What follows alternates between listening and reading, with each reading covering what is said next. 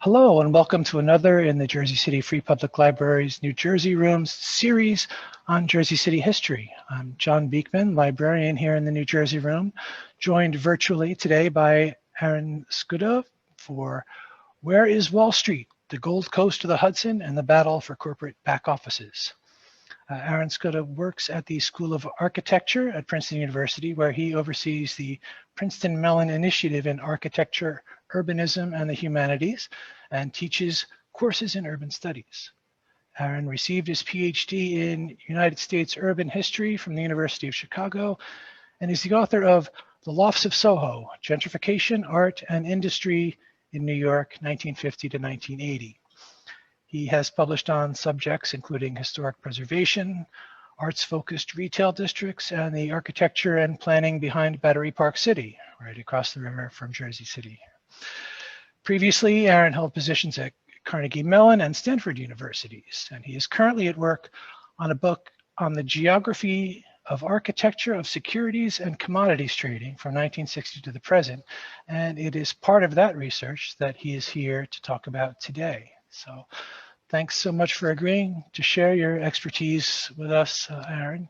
You've previously written on the conjunction of arts and architecture, your book on Soho being an essential text on the history of gentrification, for want of a better term. So what drew you to researching the relationship of the finance industry to architecture and development? Well, I actually end up asking myself that question all the time. How did I get into studying Wall Street all of a sudden when I started studying artists? As I'll talk a little bit about today, the key thing that links these two stories is the story of the deindustrialization in the greater kind of New York area. And in a sense, my book is about how artists transformed a light manufacturing area within walking distance of the piers on the west side of the west side of Manhattan and the east side of the Hudson River, and in the story about Jersey City and sort of migration of some of the computers that ran Wall Street is a story about the deindustrialization of the west coast of the Hudson River. That is, and the overall question of how cities reinvent themselves after the period of high industrialization is really critical to both stories.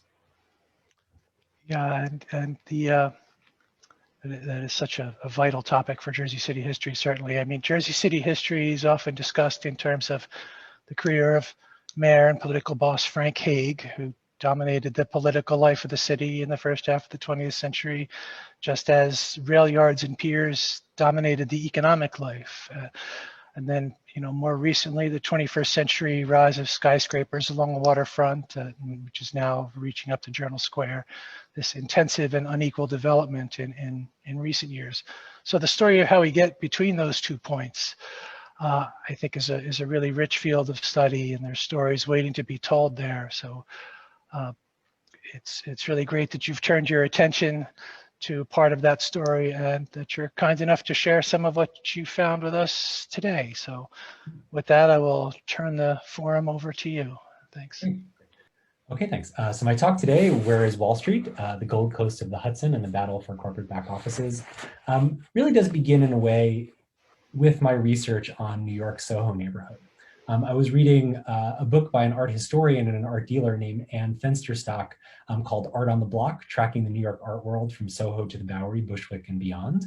And it really, although the story is fundamentally about the art world, it asks a question that I think is really critical for urban historians, which is, why do certain neighborhoods in cities like New York tend to, their identity tends to be relatively consistent, while other neighborhoods change pretty frequently? So the thesis of the book is that the location of New York's art world changes with every generation of new artists that wants to separate themselves from the previous generation. But the shorthand for neighborhoods that don't change, one of them is the Diamond District, which has been consistent for decades, but also Wall Street, right, which has had its role as the center of New York's financial community and really the nation's financial community. It's been consistent for several centuries. But in the course of my research, I found that Wall Street, both as a symbol and as a physical location, may have an enduring influence, but the location of Wall Street is much more in flux than I had imagined. So take, for instance, this image. It's from July 1987. That's an advertisement from the New York Times.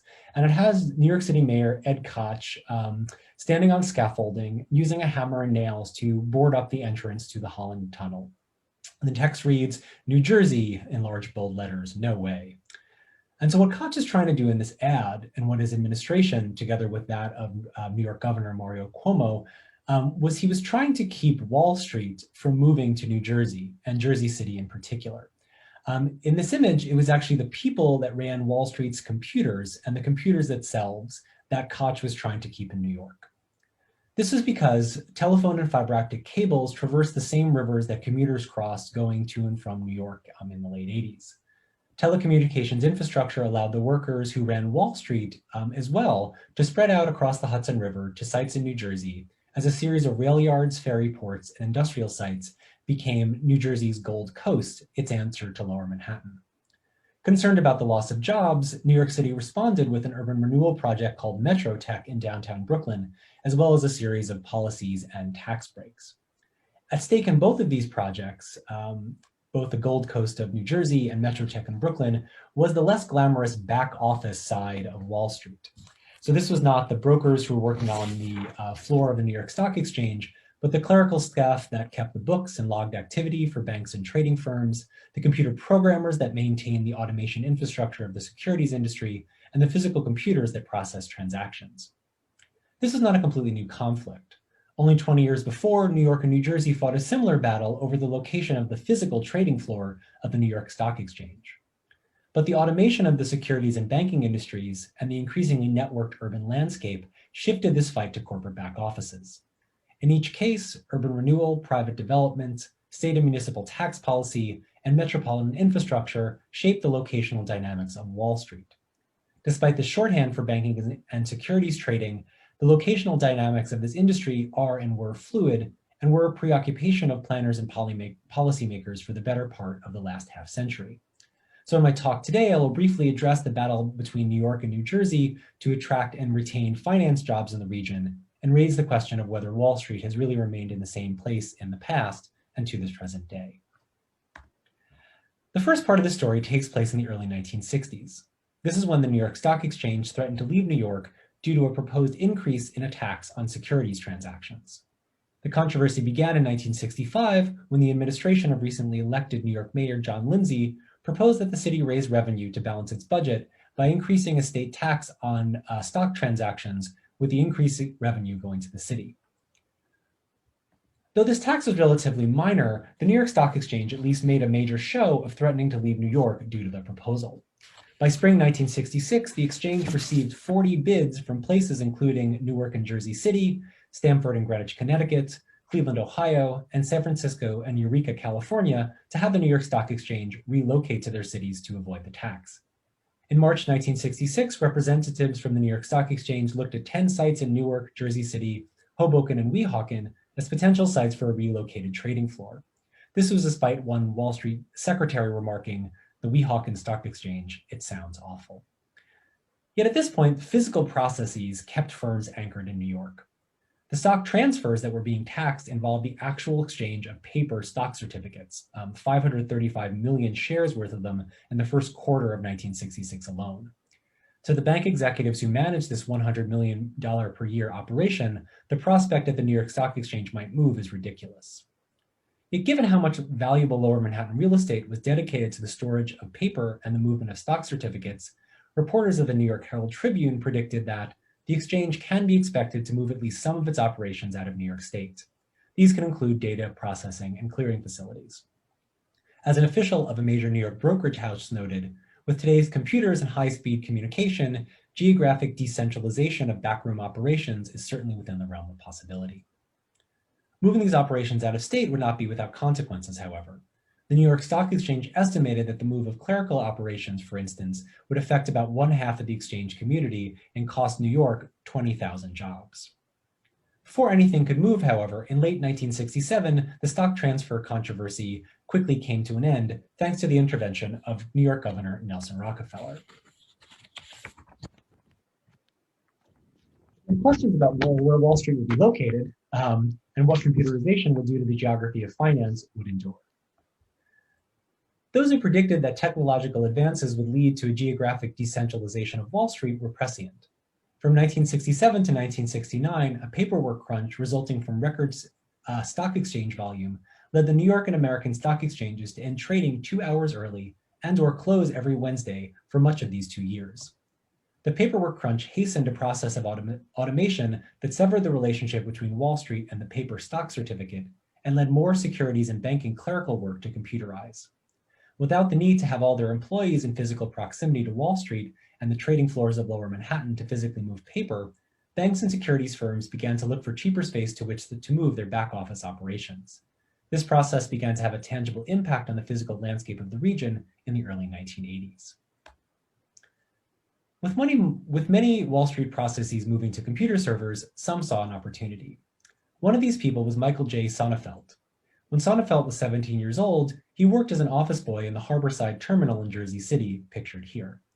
He would eat his lunch on the terminal's South Pier and watch the ships go by, and doubtlessly spent much of his lunch break looking at the Lower Manhattan skyline directly across the river. Sonnefeld went to MIT for his BA and MBA, and after graduation worked for Harborside's parent company, Greenpoint Warehousing and Distribution Services, from 1979 to 82. In 1982, when he was only 29, Sonnefeld joined together with David M. Fromer, a real estate consultant, to buy Harborside's terminals and 3 warehouses for $25 million plus $1 million in back taxes. Their plan was to transform them at the cost of $400 million into what they called the Harborside Financial Center, an office complex catering to companies specializing in finance and trade.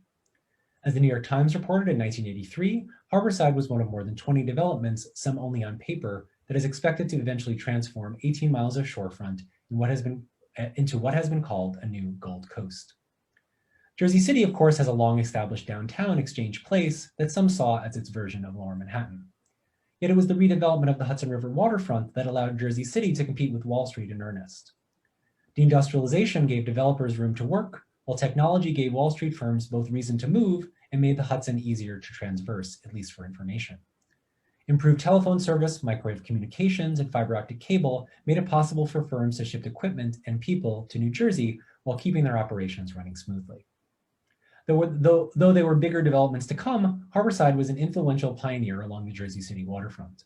Whether by luck or foresight, Sonnefeld and Fromer saw the potential for Jersey City to house the computer operations of Wall Street firms and the less glamorous back office jobs that were central to finance and trade.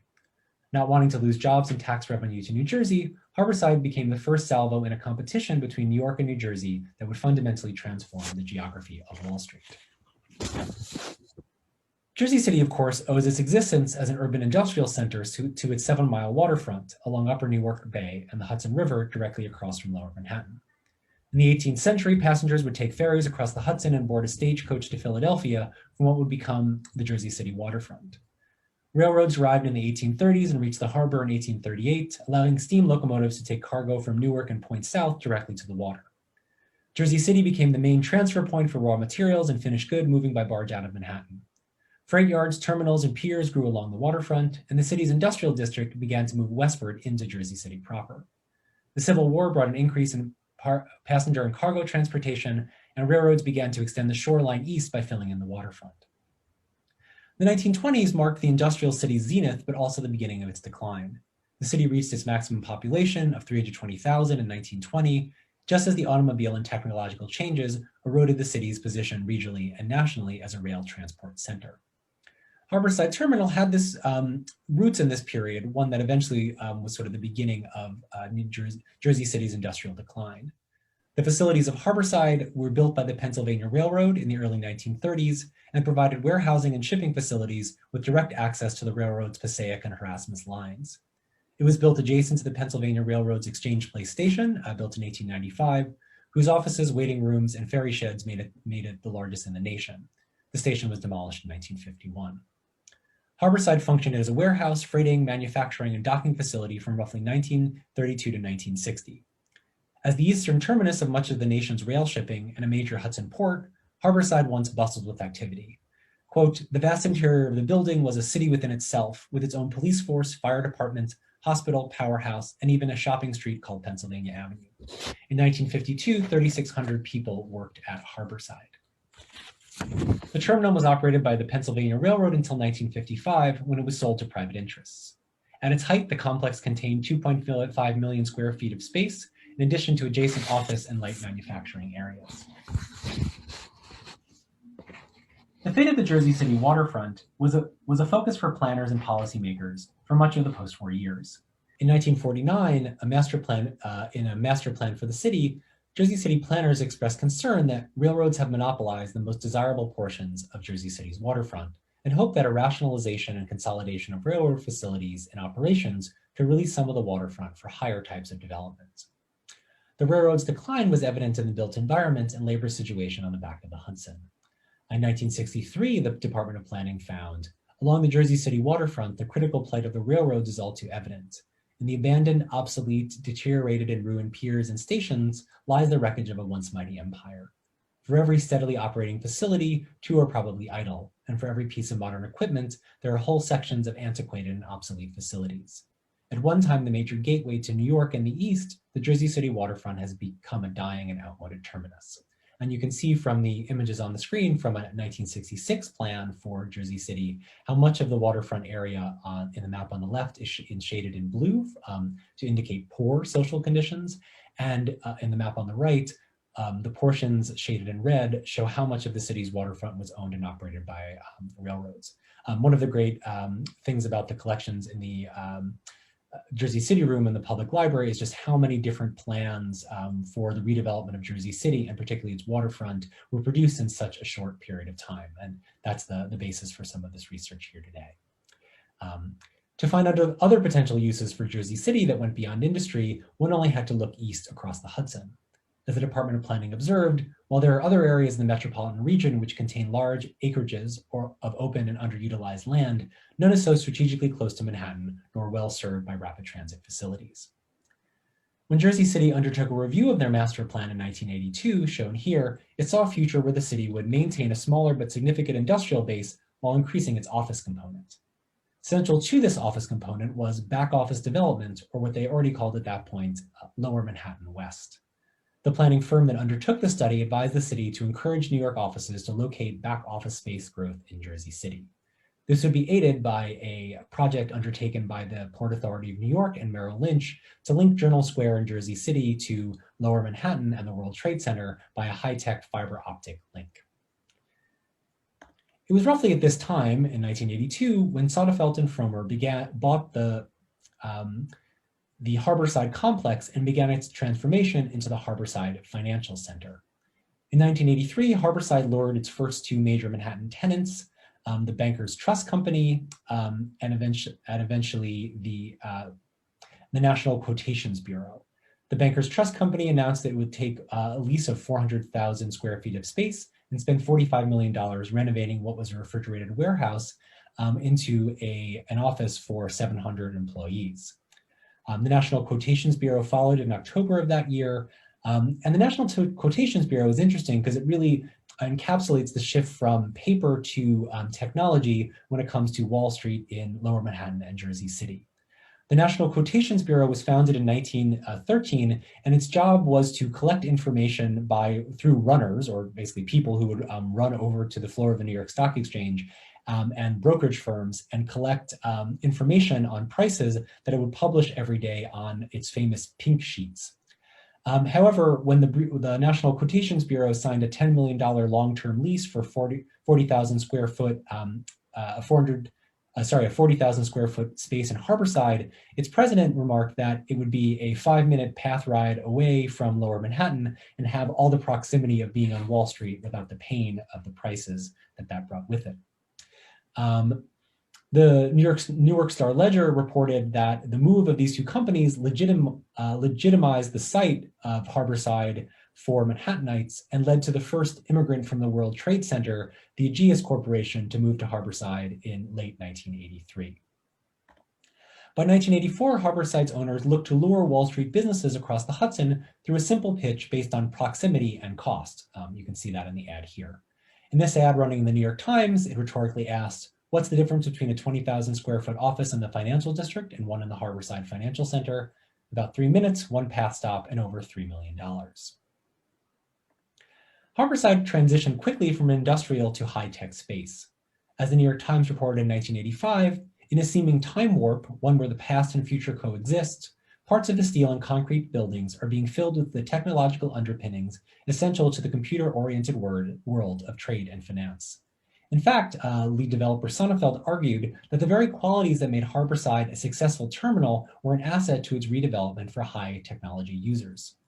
He outlined the heavy floors and beams, which once supported trains on the ground floor and trucks that climbed ramps or were hoisted onto elevators to the upper levels, are strong enough to bear the weight of the mainframe computers used by companies like Telerate and the presses used by the National Quotation Bureau to print the pink sheets it distributes to stockbrokers. The 13.5-foot ceilings that once accommodated vehicles and cargoes of various shapes and sizes leave room for false floors that hide the networks of wires needed for computers, and false ceilings that conceal heating and cooling systems. Massive cylindrical columns which fan out at the top are considered attractive enough to have been incorporated into the architecture, and floors with 100,000 square feet of space allow flexibility in planning.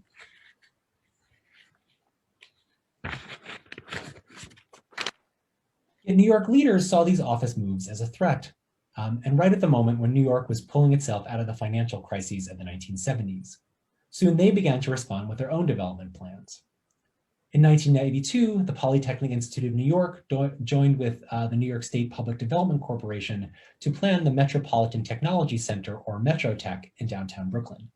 Forest City Enterprises, which signed on as a developer in 1984, promised to build a 17.4 million square foot, 9-square block, 340 million office, retail, and research complex aimed at high technology companies. Plans called for a commercial building for computer operation or a telecommunications user, and a fiber optic center connecting Teleport, the satellite communications center on Staten Island, under development with the Port Authority, and the same one that would link Harborside with the World Trade Center. Companies relocating to MetroTech would receive 99-year leases and tax abatements that would last 22 years. New York City, for this development, would pay $26 million to obtain land, and $10 million from the Public Development Corporation would be used to further the project. The project would require the relocation of 100 renters and homeowners, as well as the relocation of 67 businesses. For all these financial and personal costs, it was hoped that the project would retain 6,600 jobs and create a third major business district in New York behind Midtown and the financial district. The site plans and renderings seen here called for a suburban-style research and technology campus with ties to Wall Street. You'll note in the map that shows downtown Brooklyn and Lower Manhattan, only the World Trade Center and Wall Street are highlighted, kind of noting the connections that were meant to be made here. Connections across the East River in this case, not the Hudson. And the technological needs of Wall Street firms were an essential part of the project's rationale. The New York Times described it as a high-technology commercial and research park in downtown Brooklyn with back office space for the computer operations of Manhattan businesses. Wilbur Woods, director of the Brooklyn office of the Department of City Planning, argued that Brooklyn's potential for being linked directly to Wall Street provides some advantages over more outlying locations. And the more outlying locations here, they meant Jersey City. As New York built MetroTech, Harborside's impact was being felt beyond Jersey City. In November 1986, the pension fund of US West, the telecommunications company, bought Harborside for $120 million. This netted, given that Sonnefeld and his partner bought Harborside for $25 million, netted them a pretty nifty profit in less than 15 years. Herman Volk, who's the director of New Jersey Governor Thomas Keene's Waterfront Development Corporation at the time, observed that the original decision to renovate the warehouses of Harborside into a financial center had been a risk that ultimately helped spur interest in all waterfront development, which now stretched from Jersey City to Hoboken, Weehawken, West New York, and Fort Lee. In June 1987, Harborside's developers announced plans for a $900 million redevelopment of the site that would include 2 50-story skyscrapers and add 4.2 million square feet of additional office space for a total of $6 million. They hoped that this would lure 25,000 workers to the site and provide homes eventually for 1,500 people. Harborside would contain, at least the plans were, New Jersey's tallest office skyscrapers, which would surround the original 1.8 million square foot 3-building complex.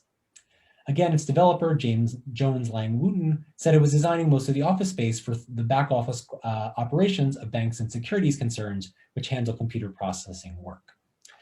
As Barry Nealon, who's the managing director of the project, noted, the Hudson River used to be a barrier to development. now as an amenity. You can see the site plans much as designed around a central marina and harbor.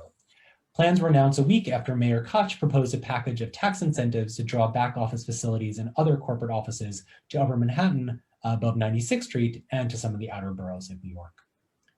By 1987, Harborside was one of among many projects along the Hudson waterfront. These included Newport, a housing, office, and retail complex near the entrance to the Holland Tunnel, developed by the Lefrak family, and Evertrust, a 17-story headquarters for a Taiwanese shipping company in Exchange Place, completed in 1986. To the north in Weehawken, Hartz Mountain Industries was developing what would become the mixed-use development called Lincoln Harbor, and at least 2 more major projects were planned for Hoboken. To the south of Harborside in Jersey City, planners and developers were still considering what to do with the Port Liberty, Greenville Yards, and Port Jersey sites, and at that point, Liberty State Park was also under development. Back office computer and record storage operations were driving a substantial portion of this demand. In February 1987, a real estate board of New York study found that 7 of the 20 largest commercial banks, insurance companies, and securities firms headquartered in New York had moved data processing and other operations to New Jersey. Now, this competition between New York and New Jersey, and particularly of Jersey City and Metro Tech, came to a head with a battle of dueling developments and tax incentives aimed at one of the region and the nation's largest financial institutions, Chase Manhattan Bank. In winter 1988, the bank announced plans to move 4,600 of their employees out of their headquarters in One New York Plaza, either to downtown Brooklyn or Jersey City. These workers ran computers and provided other technical support and check clearance operations for the bank. In September, rumors swirled that the company had chosen Jersey City for its back office employees. As Chase pondered a decision, regional leaders joined the negotiations. Both New York Governor Mario Cuomo and New Jersey Governor Thomas Keene met with bank officials to make their state's case. The Koch and Cuomo administrations hoped to lure Chase to Metro Tech and promised a lineup of tax breaks and other incentives for the bank. So in this particular battle, New York did win the day, but at great financial cost. On November 9, 1988, Chase committed to Metro Tech thanks to an incentive package of $235 million. This was the highest package of tax breaks ever given to a company to keep the company in New York, although the number of jobs saved, about 5,000, was also the highest number of a similar retention package. Yet even on a per job basis, the tax breaks ended up to $47,000 per employee over the course of the agreement, which was, quite high. The package included $35 million via a city subsidy for power for Manhattan and Metro Tech, $26 million in city and state funds for lighting, roadwork, and other improvement, and a reduction in real estate taxes of $108 million over 22 years, a sales tax break of about $50 million for construction costs, and $17 million that would come through a city program that provided a tax credit for every $500 for every employee moving from below 96th Street in Manhattan to one of the outer boroughs. So while New York may have won the day in this case, the geography of Wall Street has continued to shift. Jersey City's 2000 master plan demonstrated how thoroughly the city had been transformed over the past 30 years. In this time, Jersey City had developed an information-based economy focused on finance, services, and retail, with a smaller, though still important, concentration of manufacturing, transportation, wholesale, and wholesale activity. The most visible symbol of this change is the high-rise office tower, which houses the new economy, and it has replaced factories and smokestacks as the dominant feature of the city's skyline. From 1980 to 1987, employment in fire industries in Jersey City increased, so fire being finance, insurance, and real estate, increased from about 4,900 to close to 17,000, representing, even at that point, 23% of the total employment in the city. Jersey City, by that point, had gained a reputation as Wall Street West because of the concentration of financial service firms that had clustered along the Hudson River waterfront. In fact, Jersey City, and especially its high-rise waterfront district, began to have similar dynamics as some of the similar dynamics of Lower Manhattan. In 2000, planners called for promoting more weekend evening activities so as to, quote, discourage the Wall Street syndrome, where whole areas of the city would see no night and weekend activity. And although the story that I follow in Jersey City ends roughly around this time in 2000, I would argue that the Wall Street has continued to move further west into deeper and frankly more architecturally quotidian parts of New Jersey. I conducted a portion of the research for my forthcoming book in the computer server facility in Mahwah, New Jersey, that houses the computers that run the New York Stock Exchange. And that's what's pictured here. In addition to these computer servers and the cooling cooling facilities that you see that cool down these massive computer servers, because there's so much space in Mahwah and it costs less than Lower Manhattan, this building also contains the New York Stock Exchange's archive. And it's a bizarre place to go because there are computer screens in the building that show cable business programs, at least in pre-pandemic times, showing images from the main trading floor of the New York Stock Exchange at 11 Wall Street in Lower Manhattan. But the transactions that actually move the stock market tickers on the screen flowed through the servers of the building in New Jersey where I was working. Now, I ate lunch next to engineers at high-speed trading firms who lease space in the building to gain precious microseconds via their proximity to the New York Stock Exchange's servers. So for them, the location of Wall Street was not in fact on Wall Street, but it was in the northwest corner of New Jersey, pretty much by the Tappan Zee Bridge, or the Mario Cuomo Bridge now. So today, securities and commodities trading increasingly takes place inside people's homes, their pockets, or in fortified bunkers of servers on the urban fringe. Though Wall Street endures as a symbol, and at least before March 2020, as a place where thousands of highly paid workers would commute to every day, commuting and telecommunications has shifted the geography of this industry and made it so that New Jersey continues to have a prominent role in Wall Street, both in places like the Hudson River Waterfront in Jersey City, but also in the computer server buildings of Mahwah. So I will leave it there for now, and can be happy to chat a little more about this research. Wow, thanks so much for that. That was really, really great stuff, and I appreciate the shout out to the New Jersey Rooms collection of planning documents, something that I find a really interesting strength of the department here. There's certainly a lot of information to be mined out of there, as you demonstrate here. Don't really have too much to add to that talk. It was pretty comprehensive, but it's just interesting to note just how the changes in the physical nature of communication with the railroads defined the urban life of the early 20th century, whereas this change in the electronic routes of communication have sort of rewritten the urban life. And I mean, I expect that will continue. You sort of usefully point out the contrast between Jersey City and Brooklyn, or the competition, both places across the river from Lower Manhattan, of course. And then at the end, you were talking about Mahwah, and I'm just wondering if, there's limits to how much the geographic decentralization of business can continue. I mean, do you think that there are countervailing geographic reasons that keep things into a center like the Jersey City, New York City metropolitan region, or do you think this tendency towards dispersal is going to continue?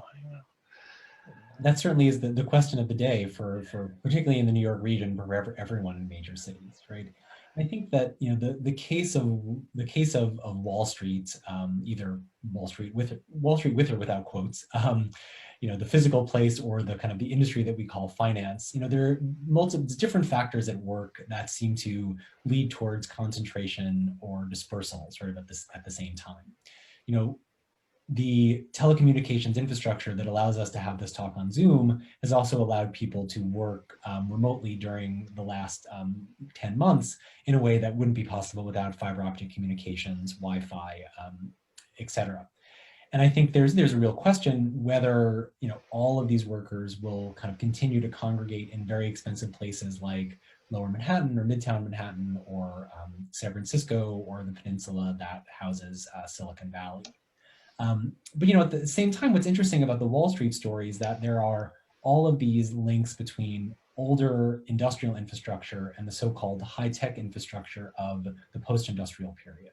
So, some of the fiber optic, much of the fiber optic cable that connects cities is laid along railroad track. There's a story in Michael Lewis's book, Flash Boys, about a company that spent $300 million in order to create as straight of a path as possible for a fiber optic cable between the computer servers that run the Chicago Board Options Exchange in, at that point, outside of Chicago, and the server in on the west bank of the Hudson that ran the NASDAQ, not in Mahwah, but a little further south.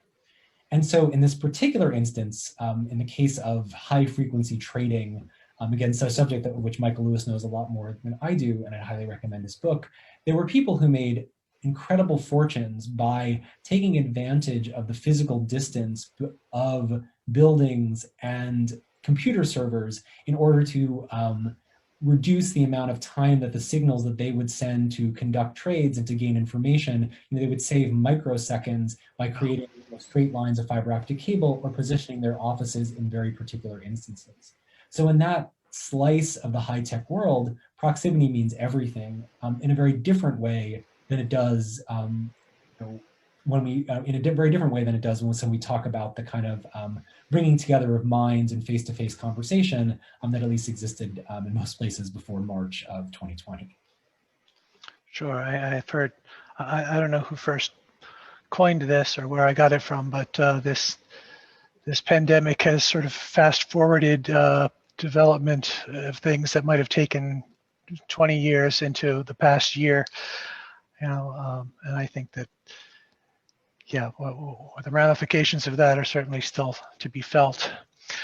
But again, I just want to, thank you for this and for our talks when you were doing your research, which helped me learn as I was, helping you find material here. And I appreciate that, and I appreciate you taking the time to share this with us today. So, Thanks so much. All right.